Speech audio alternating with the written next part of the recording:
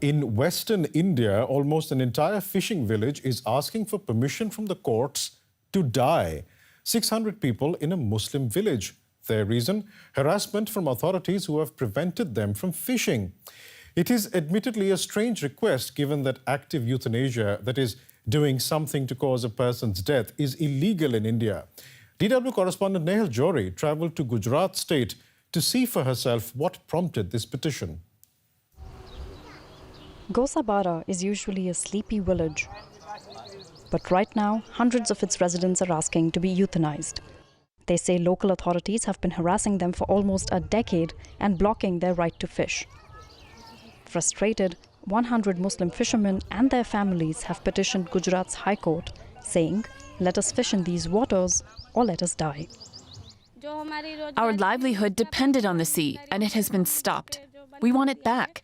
We have to feed our children, feed ourselves. How should we go on like this? I'd rather die with the others than die alone of hunger. How can we watch our children die before us? The petition is being led by Allara Kadimar. Legally, it has no chance of winning in court. Indian law does not allow active euthanasia. But Dimar hopes that the drastic nature of their petition will draw attention to a bigger problem. Of the 30 villages in the area, Gosabara is the only Muslim village and the only one deprived of its right to earn a livelihood. Police officials keep coming to the port, telling us to remove our boats. I asked them, why are they doing this? They said they've got orders from the top that they're forced to follow. So we feel that the authorities are discriminating against us because we're Muslims. Here at the Arabian Sea near Gosabara village, fishermen we met have approved licenses to fish. Their forefathers have been doing so for over a century. But in the last years, local authorities started cracking down upon Gosabara port, saying it lacks fish landing rights, which means that they can neither park their boats here nor unload the day's catch. That's as good as not fishing at all. The lawyer representing the fishermen's petition believes that the restrictions are due to deeper causes. Gosabara is a very sensitive area. This is maybe the reason that a boating permission is not permitted by the government. The sensitivity he is referring to has to do with the port's role in one of India's deadliest terror attacks. In 1993, arms and explosives used in a series of bomb blasts in Mumbai were moved through Gosabara port. We could not verify the reason why Gosabara doesn't have fish landing rights, as local authorities declined our repeated requests for interviews. As for Dimar and other fishermen, they feel abandoned by the government. They are tired of waiting helplessly, tired of looking for answers. All the fisherfolk can do now is hope the High Court will take action in their favor. Joining me now for more from Delhi is DW correspondent Nehal Johri, who filed that report after meeting these fishermen in Gujarat state. Nehal, do these fishermen really want to die?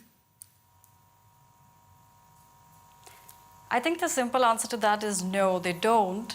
We're essentially talking about a community here of 600 people. So that's 100 fishermen, their families, children are excluded. And from the conversations, the sense I got is that what they really want at the end of the day is the right to earn their livelihood. And till now, they've tried approaching a lot of authorities. They've spoken to the fisheries department, the local authorities, even at the level of state and national authorities, and they haven't got any response. So the community is pretty much at its wit's end, right? They don't know what else to do.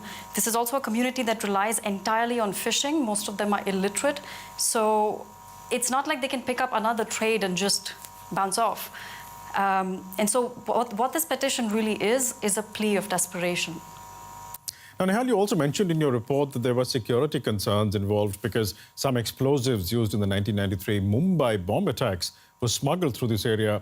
Then why are the fisherfolk only being prevented from docking their boats since 2016? That's pretty much what the fishermen want to know as well.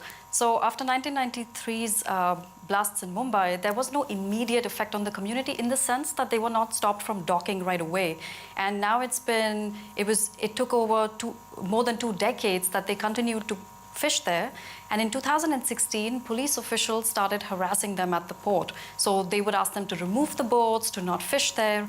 The people shared several accounts of, the police fining them for keeping the boats there or threatening them with arrests.